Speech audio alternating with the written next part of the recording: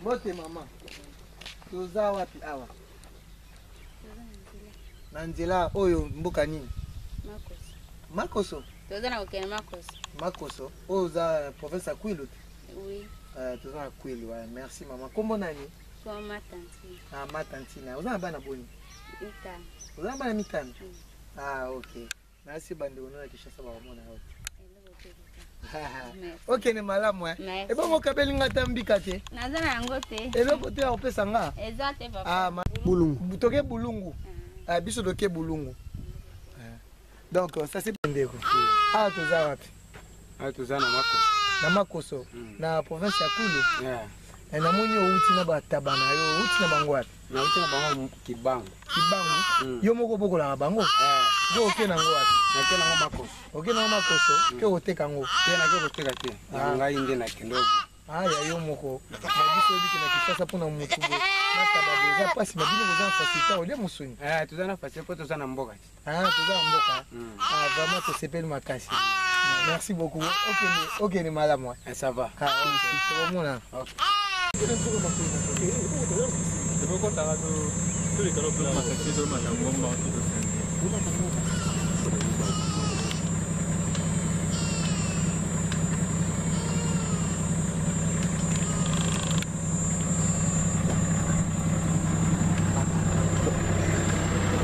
Bote papa malgré que tomatino motuka moko bandeko na biso na Kishasa bawota ya biso awa toza na province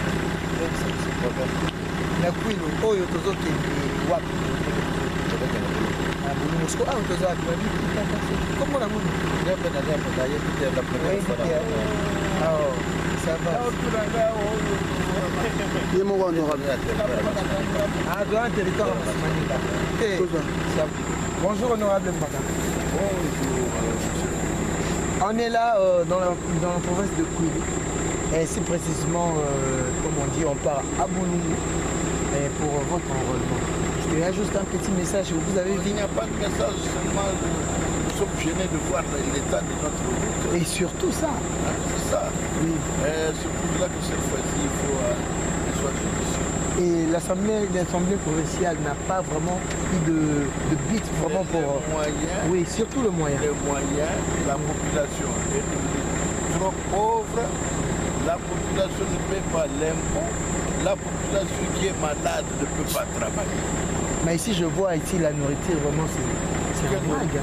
Ouais, parce que je viens de voir un monsieur avec des chèvres. Mais nous là-bas, mais là-bas, déjà manger déjà les chèvres nous-mêmes, déjà, ça dit beaucoup. Mais vous ne savez pas que ces chèvres-là, c'est vous les Guinois qui achetez pour aller manger. Eux-mêmes ne mangent pas ça. Ah. Ok, ça va, on fait la route. Merci.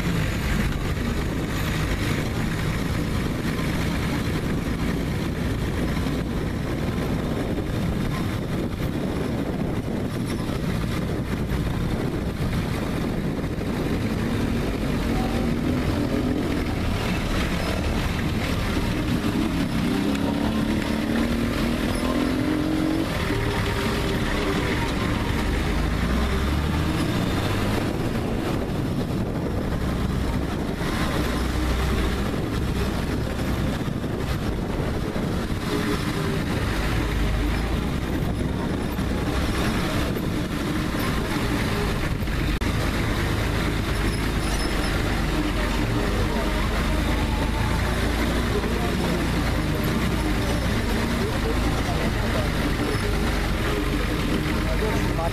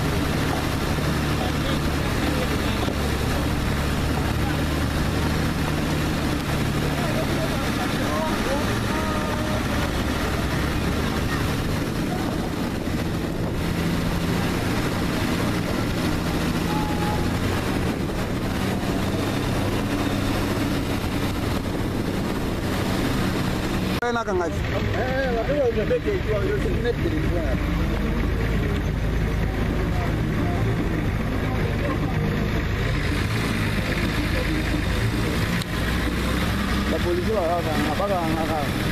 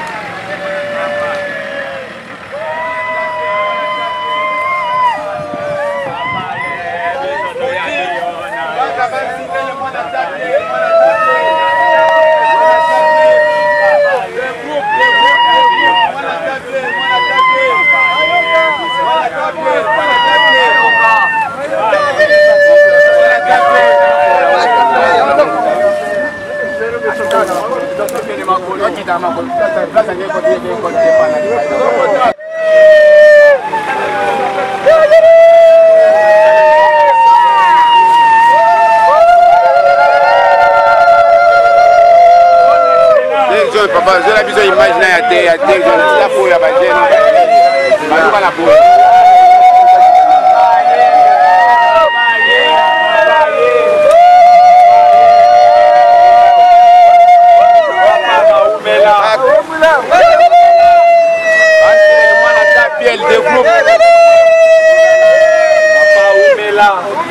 Mwana tape.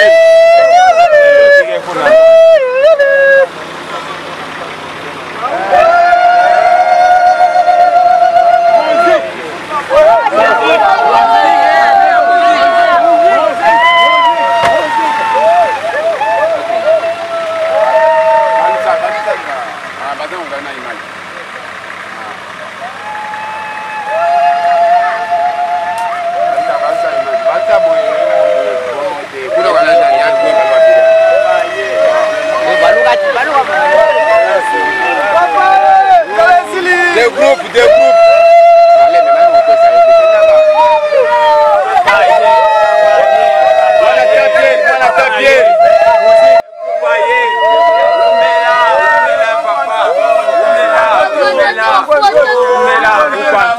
Lokutana bango oya kanisaka paka kokwea waya. Lokutana bango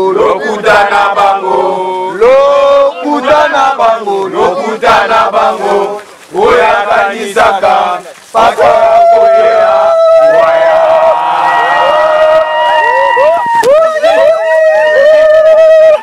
Mwanda Pierre. Mwana uwela kalambur.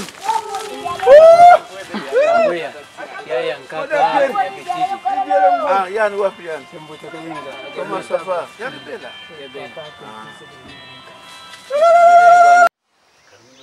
Mwana yina. Ni kwena na Jonza.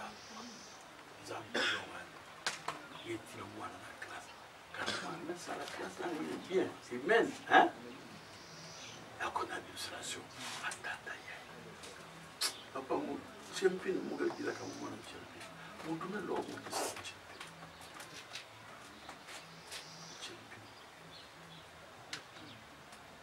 L'homme, moi, qui s'en va, car mon l'homme, moi, qui s'en va. La quarantaine, vers la pension, quand il mène là, ma mourir, il n'y a qu'un bar, il est là, il fait du bureau, mais bon, vous voyez, vous faut dire à il y a le mois dans ça, il y a ça, il y a les salles. Il y a l'interpolitique. Ça, pour politique, vous avez vie facile. La vie en groupe facile. On parle là, quand beaucoup de bien, il y a un bon barbe pour le car moi, je vais aller à mon autre pour savoir. Donc, on parle de s'il vous plaît, ben, changer de mentalité. Rien n'est trop tard. Nous avons la famille n'a pas ministre, comptable, technicien, docteur, question quand nous avons moi qui donne, docteur. Qu'est-ce que vous avez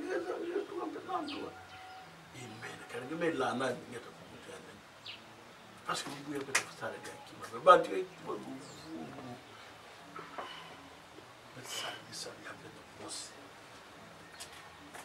non passé là. Sur mon lieu, non passé. Oh, Muke diacre. Diacre, diacre, pasteur. Depuis que Bakabouina. Tara, diacre. La Rosamila, Bio Badrukuna, Bandou Nabove, Yarme Bassia, hein? Comme un mana. Et bon, nous sommes à Baptiste sur l'engrais. Tata Nzami, merci, Nabandou, Yaya. Ya ngeme pesa mkweto ya yume basi ya mingi. Ngetula biboko. Yemewo. Munu yai mukwe wabatu ya bwana muna wabombo mama ya buza. Papa, bekwe na nkara bantu ya nkara buza musumbaka na ba matungu ba velo ba tutu iya. Bobe bosora bobe yiba yo. Na mtu wa yo ne mukwe yilika nkara. Papa na nkara tato batuke basi ya nkara. Tara bitunguru mukwe na karne sana lera mwe bantu karne ya mamu mukwe na nguru wapi mtu nguru wapi au wapi mtu nguru hapo metili wapi yankama shanga wana lema mono mimi bona ngani grand frère mukwe na nguru na bwara mtu yeye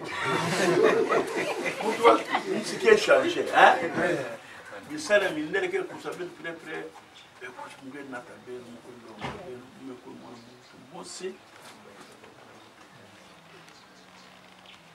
maniki bene biaka banana ke buta bana monta mvula kuda na technique yo budaka mbaliya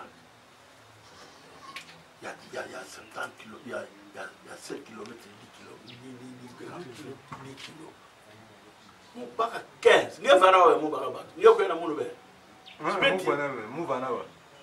Papa bewa kana luvunu mekusobo tu de para ke luvunu. Mubaka na camion na munu. Mubaka 15 mbe kwenda. Munu mos, hein? Que tu la belle corps yina. Munu mos ke fuka cause mwana $50. Be kusa bantu. Bwana nge kana wa muso anti meeting muda kusoba mwana ngulu. Ngwa batasubira ngulu. Technique comme yana bwana mbele yo manisa yo monika tete vert, hein? Muso pana mukuze mpe na lokori. Muso be wa maka wa muta ngula ngina. Be wa ndi ko tina mono. Muso beno. Etuko. Be so na paka Yesu Kristo. Sasa yo wa kesi. Le Yesu Kristo ya kwenda na Abel na Kaina. Ha? Kaina kunataka nuna. Yesu dia yove. Yesu dia musunu meme. Aya aya na tira dia ku ba nuna nani. Papa c'est normal. Mais qu'est-ce que c'est le et pour aller à mon coin, bon, film n'est pas que quand parce que moi j'avais dépensé mon argent. On va dire dans zone mon coin n'a de mot ti a bota foi ka bota madaka ascenseur. Nous n'a pas bota ascenseur na inter. Vous trouvez que le monde tout le monde se va là pour le bouton hein. Bon on se casse. Vous trouvez bien. Dis pas que quoi dans le y a fait quoi. Il y a qui par fifi. Au son là. La télévision. Bankati a votre foi, votre money look na bonne télévision fait.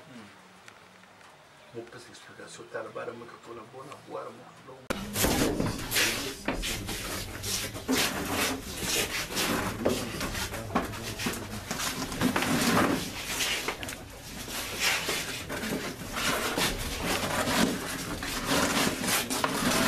qui m'en peuvent, tu vas pas y en secteur, comme déjà beaucoup représenté par les chefs de secteur. Nous déposons ce que nous allons déposer ici. Je ne sais pas comment ce que vous faites. Hein? Mon mec en avait, chef Moussou Bigamunde, ma chef de secteur, nous ce que va nawa, na makamu ya ngibebinga, ba comité ya règlement conflit. Alors, on m'a demandé que chef, vous devez être là. J'ai eu plus de 10 coups de téléphone. Mon canapé. Dieu me voit moi dans mon acamou. Ça, c'est le 6e mois. Attends, un frambois de foudre monter dans la balle.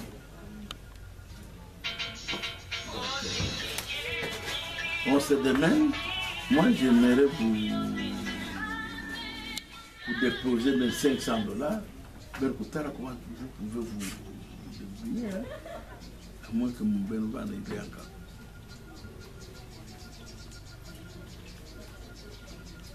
Et Dieu me voit. Notre amour, la kimia qui fume.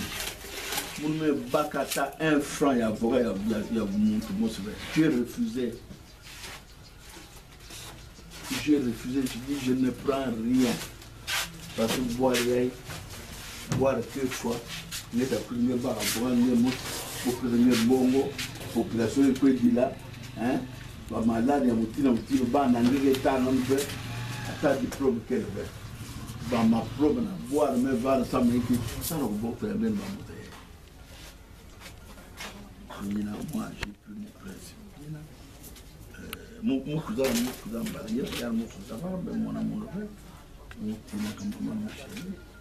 j'ai envoyé quelque chose. Cette loi, puis septembre, voilà.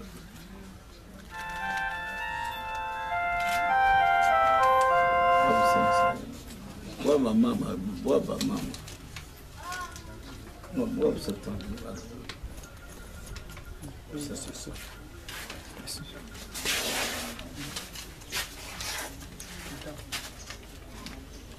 Yeah. Maman, ben kuisa groupe na ben ba maman. Vous voyez, hein? Ben kuisa, ben poussa, ben kuisa. Vous voyez, mazout na autour de mazout, il faut au moins 2 fûts et demi. Bah il y a quel ban à boire na beke sakata ngala banane ça honneur na beto bon pourquoi mon na beto na Kinshasa même na tabo ça beaucoup ça veut dire et moi mbale ina même monaka est-ce que mon amour déposer la démission mon poser la candidature dès que va faire mon taper sa candidature mais moi je viendrai dès l'audience. Je ne veux pas postuler, mais je viendrai aider parce que je suis né à Oua. Nous sommes là, Beno. Nam Bissal, Yankaya, Mouné Salah, Mouné Bebar pressé. Mérita, viens avec le document là.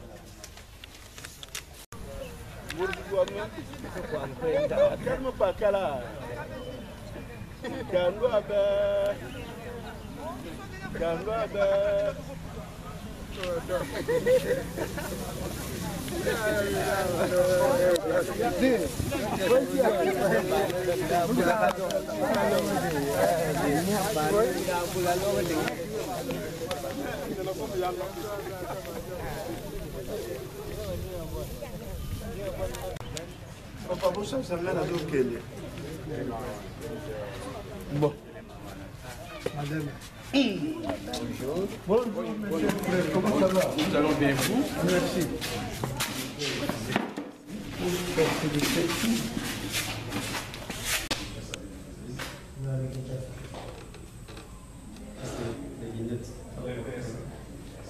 Lunettes. Les lunettes.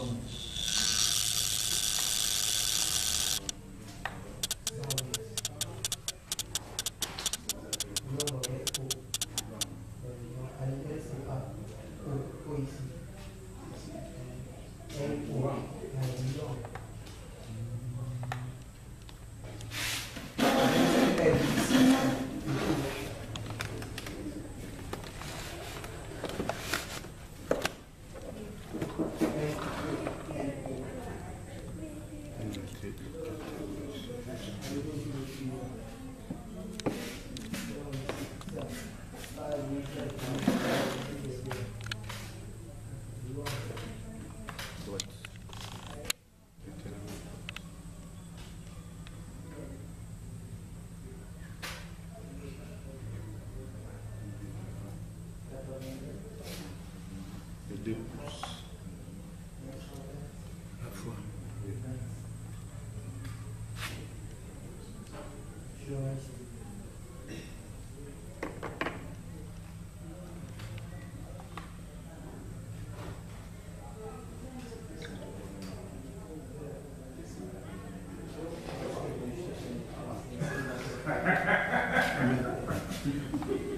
Il est juste fiancé, il n'est pas marié.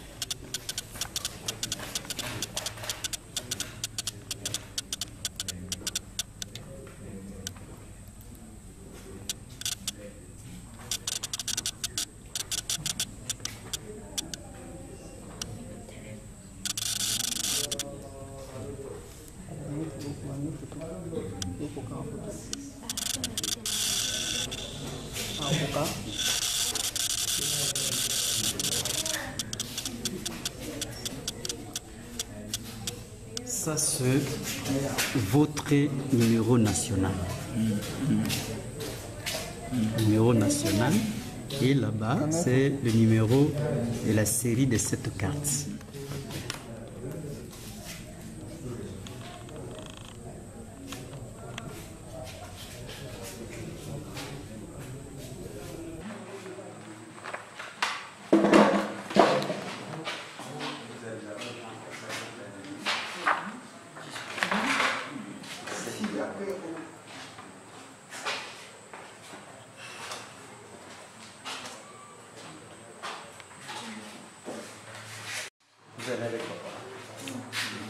Papa, montrez la carte. La carte.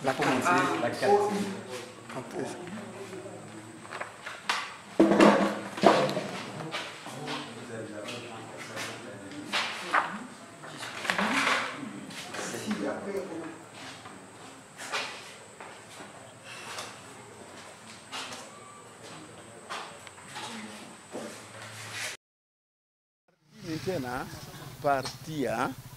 Bonjour, Parti. Bonjour, monsieur. Vraiment, on est très ravis de vous voir dans votre fief Boulungu.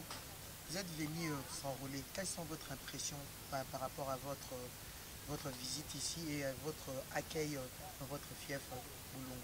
Merci beaucoup, monsieur le journaliste. Ce que moi je trouve, c'est la volonté du Seigneur.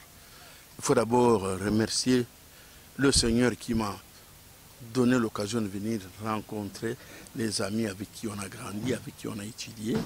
Ils sont là, mais ce sont des misérables. C'est la misère. C'est la misère. Ce que nous devons faire, c'est changer la méthode de voir les choses dans ce pays. Vous venez avec des t-shirts, avec des cartes, avec des pancartes. Vous vous dites, vous priez, Seigneur, merci beaucoup pour... au lieu de dire merci Seigneur pour la production, vous remerciez le Seigneur pour la famine. Les gens souffrent au Congo. Il faut que les autorités arrivent à trouver une autre façon de gérer ce pays. Le pays, c'est le pays de nos ancêtres. Ce pays n'appartient à personne. Et nous devons nous mettre ensemble, parce que moi, j'ai été avec le président Tshisekedi. 10 jours avant sa mort, nous avions parlé avec le président Tshisekedi. J'ai déjà été avec le président Kabila. J'ai déjà été avec Yerodia. J'ai déjà été avec Mobutu. J'ai mangé avec Mobutu. Mobutu était à marche courte. Je l'avais dénoncé que tout ce que vous faites comme constitution dans ce pays, ce sont des constitutions truquées. Il faut qu'on dise la vérité au peuple pour qu'on change le fusil d'épaule. Voilà ce que je peux vous dire. Est-ce que vous êtes d'accord avec la CENI pour l'organisation des élections pour cette année? Mais moi, je vais être la CENI, ce n'est pas Papa qui doit décider. La CENI, c'est une organisation, c'est une institution créée par la République. Nous devons respecter.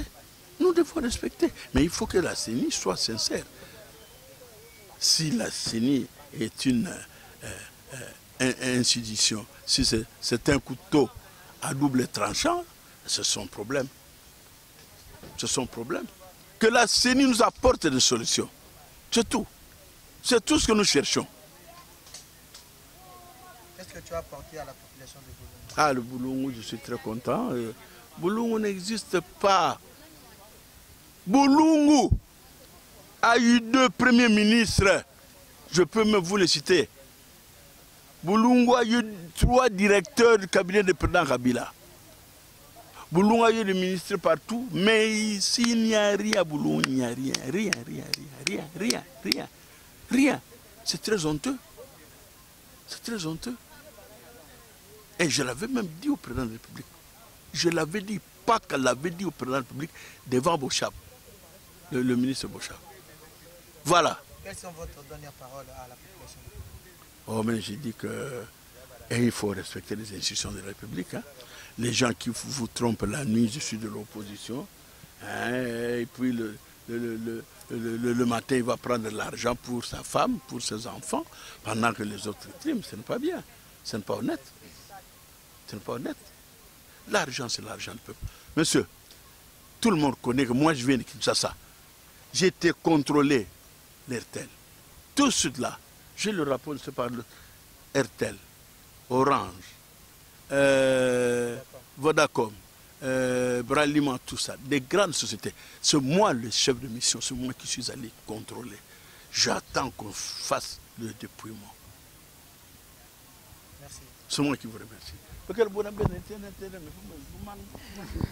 Et je pense qu'on est toujours ici dans la province de Kwilu, sur la ville, dans la ville de Boulungu, là où l'honorable vient de s'enrôler.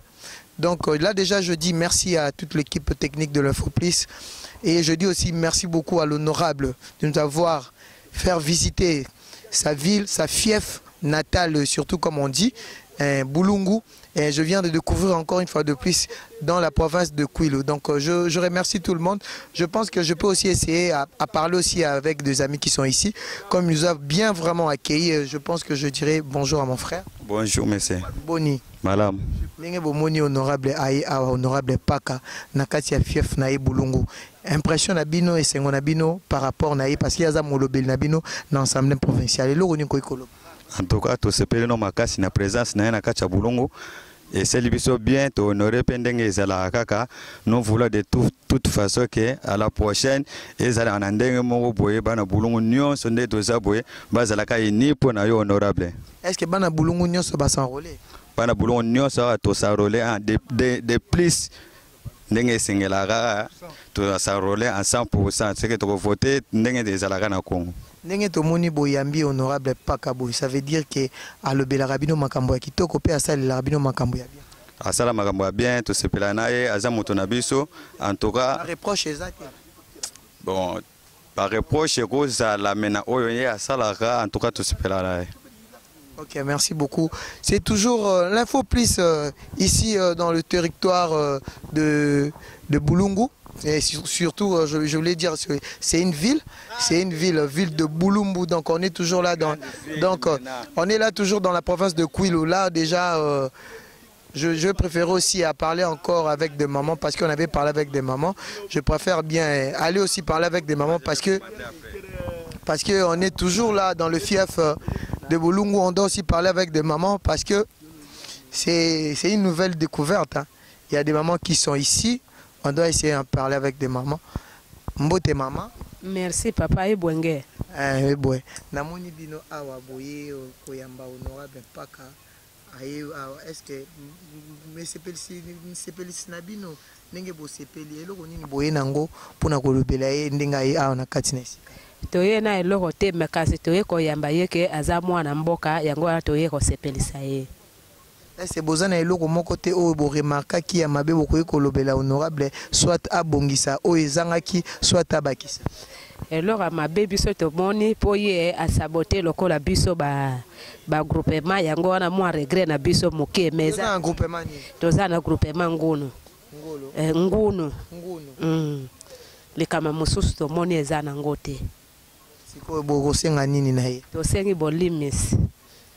Tosengi bolimisi na maso wana tosalaki ya mabeli boso na ye alimisa biso. Bon, ye moko a reconnaître biso ke groupement na biso eza kokufa nini nazo sala pona kadone bango. Mbote mama. Mbote papa. Tomoni oya yo za na regroupement ni. Groupement ngunu. Bongo za yo poza kaka ya Bulungu. Nazalaka awa.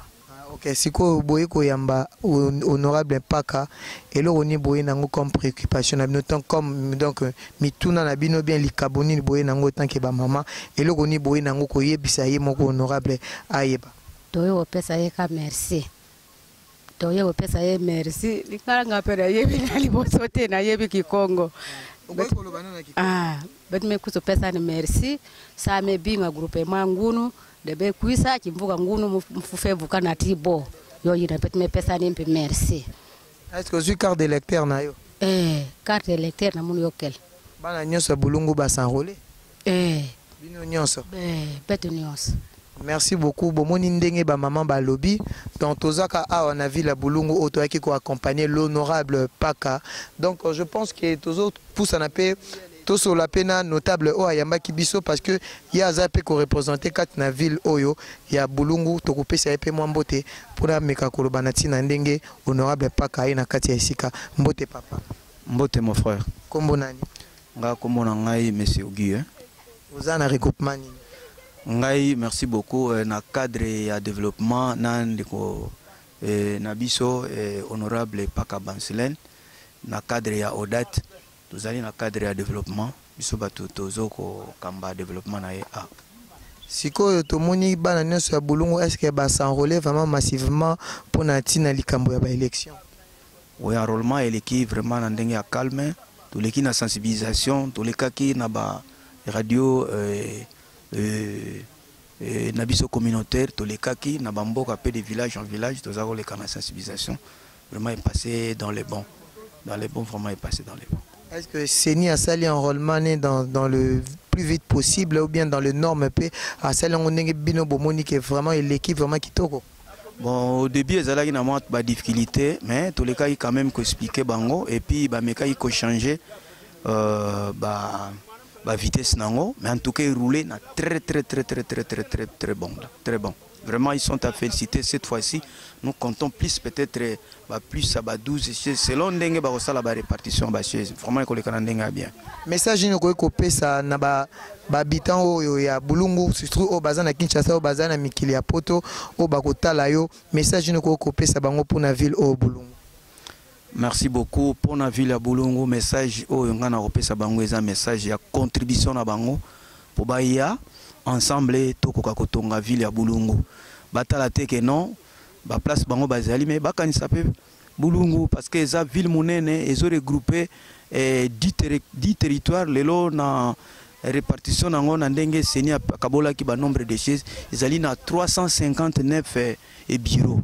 Donc oye koki ko pesa biso ba nombre de députés belé na kati ya République démocratique du Congo. Yango nazo ko pesa bango message que ba tala sima bazonga pe bato pour que Bulungu etongama ezala mboka oye ko pesa pe fierté ezala compter parmi ba ville ya monde parmi ba ville ya Congo. Merci. OK, merci beaucoup. Donc je pense que bomoni bino moko ndenge nini awa ambiance eza na kati ya ville ya Bulungu ndenge nini info plus ekiti kati na esika oyo to solo na ba notable to solo na ba jeune to solo na ba maman bomoni eloko kaka na kosenga na bandeko nyonso bakolanda biso na Mikili ya Poto même na Kinshasa boyeba ke ba ville kitoko ezali awa na kati ya Congo bomoni awa lelo toza awa na province ya Kwilu ndenge boyebi ke ndenge bakabolango biteni na biteni ekoma province misatu parce que ezalaki bandundu lelo ekoma misatu toza na Lomami si je me trompe pas toza na Kwangu pe toza na Kwilu donc je pense que na rolinga ke info plus vraiment ezala na makambo oyo mikolo ezali koya to tambola na ba ville ya Congo et surtout kosenga mingi na bakambi ya mboka surtout ba député provincial bosunga kape bandeko na bino bozaka te ke soki boye descente